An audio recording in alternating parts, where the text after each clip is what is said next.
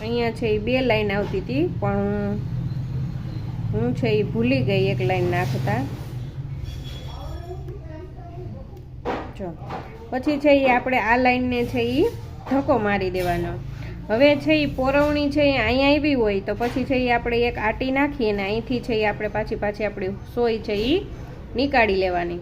એટલે એનાથી છે હવે આગળની લાઈન છે એ આપણે નાખીવાની છે અને આગળની લાઈન છે એ નાખી દેવાની છે. તમે જોઈ શકો છો કે જો બાજુમાં જ લાઈન હોય ને તો છે એ આપણે એવી રીતનું છે એ કરી શકીએ, પણ જો થોડાક આઘા વયા ગયા હોય તો આપણે છે આખું તોરણ જેટલું પોયરું હોય એટલું છે એ શું કરવું પડે તો કે બધી જ લાઈન છે એ કાઢવી પડે.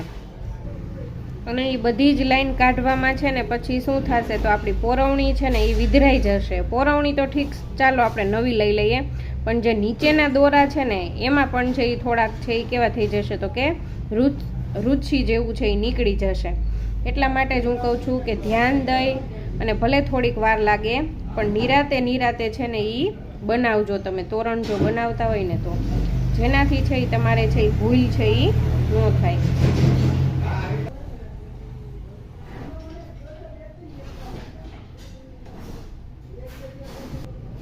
ભૂલ થાય ને તો એટલું તોરણ છે એ બધું જ છે આપણે પાછું છે એ કાઢવું પડતું હોય. એટલા માટે છે એ ભૂલ ન થાય એનું છે એ ખાસ છે એ ધ્યાન રાખવું.